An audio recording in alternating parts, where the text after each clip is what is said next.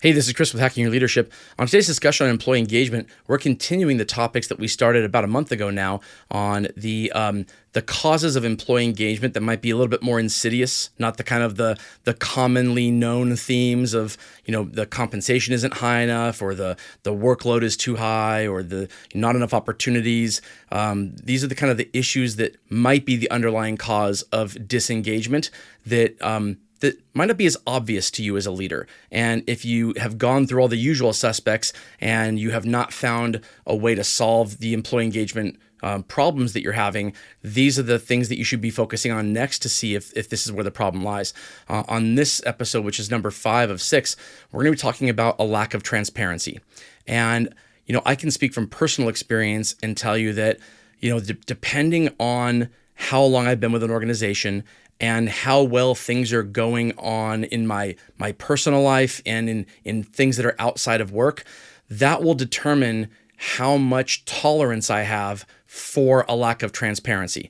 Meaning, when a leadership team or a leader in general or an organization's communications don't instill a feeling of transparency with me, then my mind can do one of two things. I can go the route of assuming positive intent, like, I don't know the answer, but whatever it is, it must be a good one, and I'm just gonna, keep focusing on the prize, whatever that is, and trust that things will work out. Or if things are not going as well and I'm not in a positive headspace, then that lack of transparency leads me to say things to myself like, oh, well, they don't know what they're doing, or the people who created this strategy, they haven't walked a mile in my shoes. Clearly they've never worked in my role. What are they thinking? These are the stories that people tell when there's a lack of transparency. And if you want to control that narrative, meaning not from an insidious standpoint, but if you just want to make sure people aren't filling in the gaps with things that aren't true, the easiest way to do that is to be more transparent about everything that you possibly could be transparent on.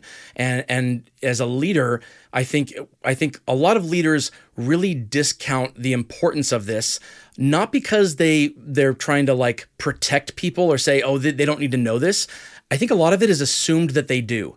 I think a lot of leaders assume that if they have access to data, that somehow it will trickle down to everybody else, when in a lot of situations it doesn't, unless you as the leader take active steps to not just trickle it down, but to reiterate it over and over again with both the team as a whole, as well as individual people on the team, so that the connections can be made to the work that is being asked and what the outcomes or expected results are. Yeah, I think it's such an important thing to talk about. I love it. I love that you said you got to be transparent about as much as possible. And I think it's most things. I really do believe there are some things that, based upon the role that you have, the responsibility that you have, the access that you have, that you're not able to share, or that you get early.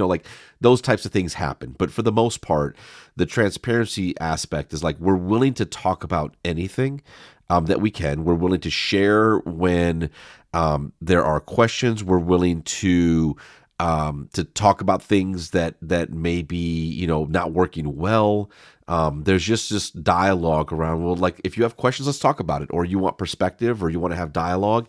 I think working through and doing your best not to avoid the hard conversations, I think that's the one where transparency, I think, gets most tested. Of course. Is when you know that you're going to have to share something, or when you know that the message or what you have to land is probably not going to go over well. It could be a change. It could be an adjustment to something. It could be a project that you've been working on is no longer viable for the company. Anything like that, where there has to be conversation that can be, I think it would be pushed back on, or not welcomed with arms wide open type of thing.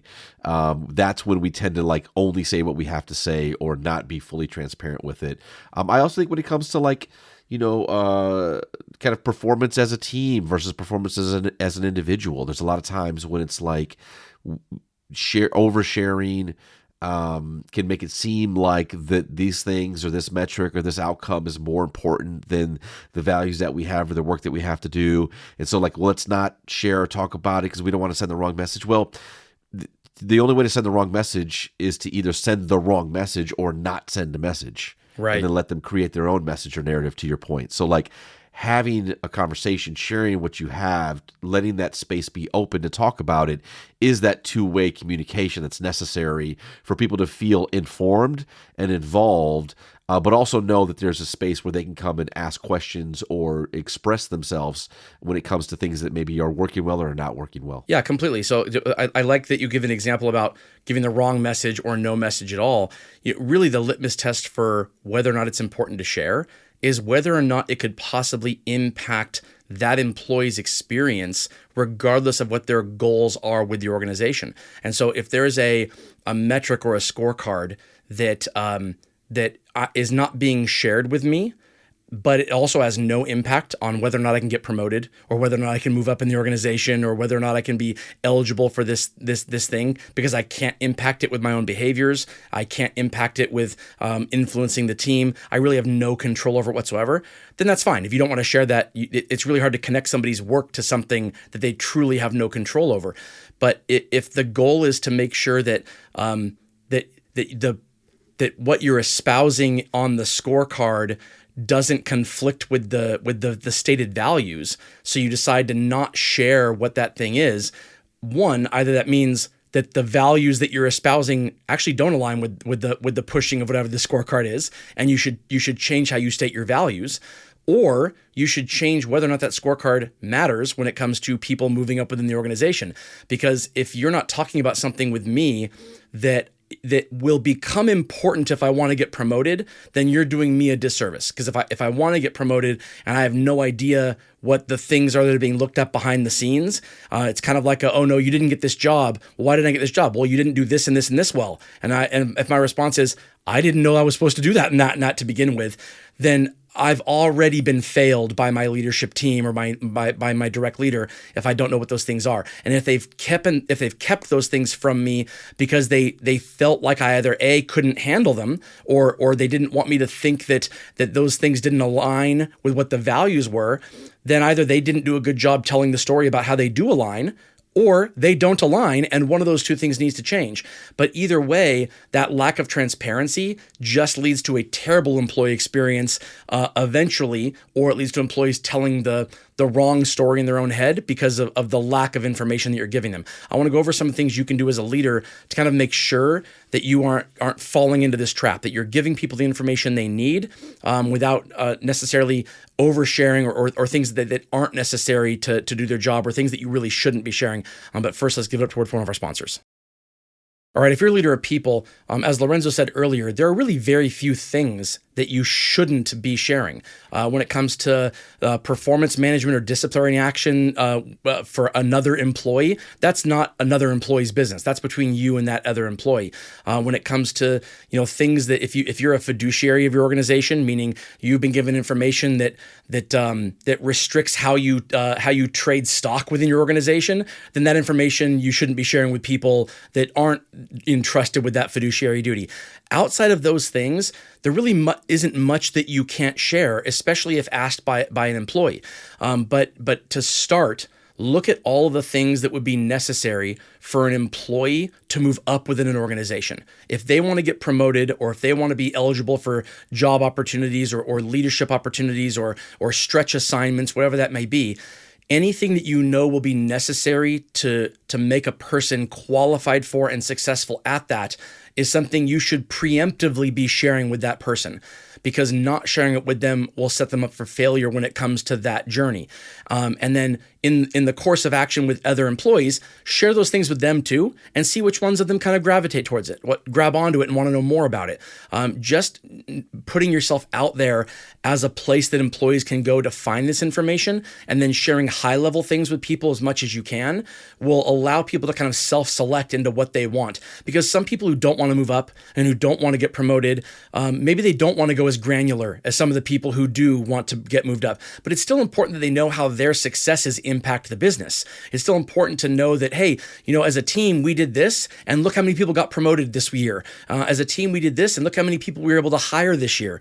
Those are the positive things that can allow a person to say, okay, all this talk we've had about the behaviors that I should be doing and the way I should be interacting with my clients or my customers, there's a reason for all that. And this is the fruits of that labor, which is that now there's more people on the team, there's more promotions, there's more doors being opened. And maybe now I want to get in to be a part of that, or maybe I don't, but at least I can connect the dots. Yeah, I think it's that level of communication and sharing what's going on in real time and continually to give updates on whether, to your point, it's like promotions or business outcomes or completion of projects or impact that you're having on whatever you measure, but like the constant element of making sure people are up to speed, they're up to date, they feel that they are not only a part of something bigger, but that what's being measured is something that is, that they're a part of doing and can feel celebrated about. I think those are big pieces of it. I think, though, for me, it's always going to come back down to that element of like when it's a tough conversation or when it's something that is a disagreement or when there's a decision that was made that's having a potential negative impact. Like those are the moments to me that transparency means the most. I think you need to have it all the time. So I love that you brought up examples where it's like, these are ways that you should constantly be transparent about what's going on and what's happening around us at all times. And that allows you then to create the space so that when something is needing to be addressed, it's not out of place. It's not like, okay, well, wait a minute. Like, why is Chris all of a sudden now wanting to talk about something about, an outcome or a business thing or a decision when he never ever really does that? Like it feels weird now versus no, Chris always does this. It's just this time it's something that we need to talk a little bit more about or that we may have more feelings about, that type of thing. So again, I think that that's the biggest part of it, is it has to happen consistently with all of the things that are going on, so that when you do have kind of a major one where you have to explain the why or talk through a concern, that you've kind of got this foundation built up of how you navigate with your team and how much you share with your team. Right. And you have to keep in mind too, I think a lot of the reasons why a leader may hesitate to share or be transparent when it comes to those tough conversations, I think a lot of leaders don't realize that the lack of information from them doesn't mean a lack of information. It means a lack of true information, because the employees that you're avoiding having these conversations with, it's not that they're going through their life blind to what's going on and everything's fine. They're going through their day hearing things that aren't true or only partially true from other people who have heard about certain things. Like, information is being shared.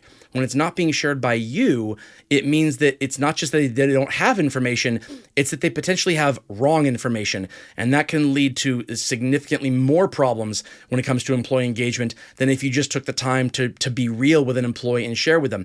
And it is super important to do this as early as you can, because if it's viewed as that you're doing it in reaction to negative, false information that they have about a process or something that's coming down, and now you're stepping in weeks or months later to give them the true information, that information will be looked at as suspect in general, almost like you're trying to mitigate a problem that is happening because of the false information that is spreading. If you're upfront with it as soon as it's happening, and you become the first story that is told to the employees about what's going on from a standpoint of transparency and vulnerability about how it's impacting you, how it's impacting the team, whatever that thing is, then that story is the armor that they have to fight against the negative information. And when they hear the negative information that is rooted in something that is not true or that's false, they're more likely to say, are you sure about that? Because I heard this. They're more likely to come to to come to the defense of the situation,